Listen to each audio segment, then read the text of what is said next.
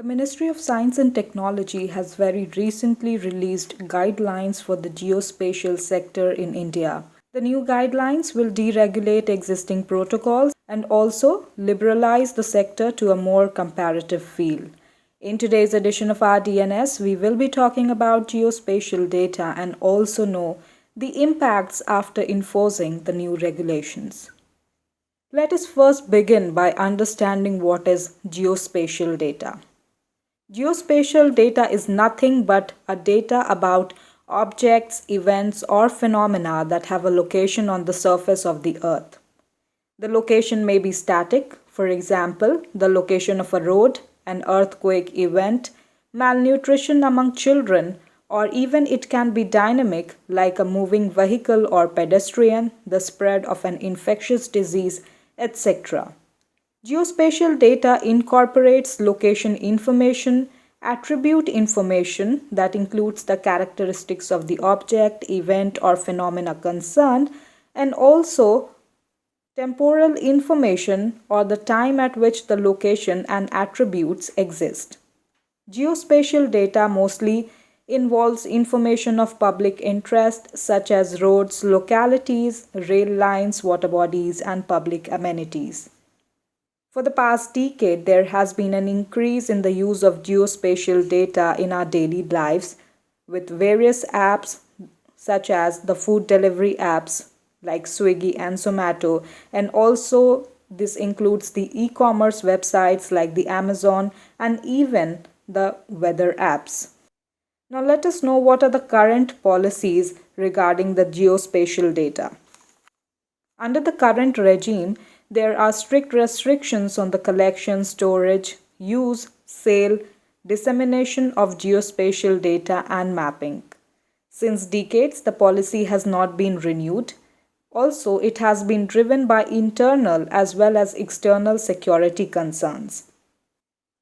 The sector so far is dominated by Indian government as well as government-run agencies such as the Survey of India, and private companies need to navigate a system of permission from different departments of the government as well as the defense and home ministries in order to be able to collect, create, or disseminate geospatial data. Initially conceptualized as a matter concerned with security, geospatial data collection was the prerogative of the defense forces and the government.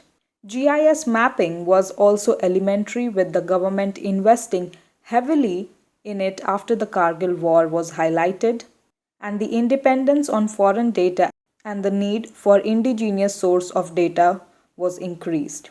So now let us know, why has the government deregulated geospatial data? The system of acquiring licenses and the red tape involved in it takes months, delaying the project, especially those that are in mission mode for both the Indian companies as well as government agencies.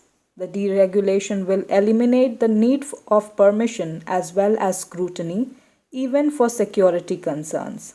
Indian companies will now be able to self-attest, conforming to government guidelines without actually having to be monitored by a government agency. These guidelines will place a great deal of trust in Indian entities.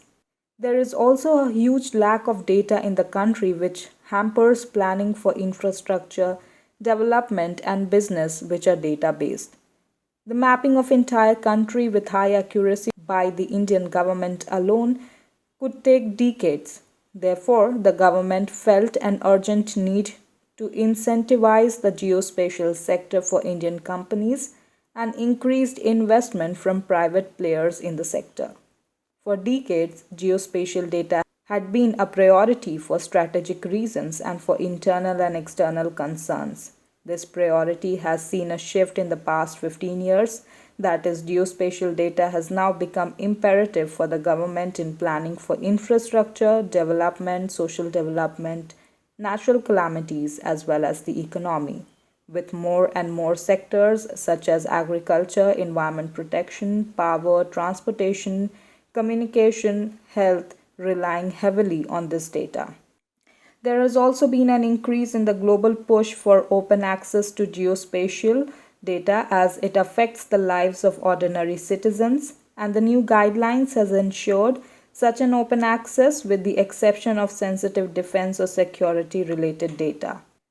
Huge amount of geospatial data are also available on global platforms, which make the regulation of data that is freely available in other countries.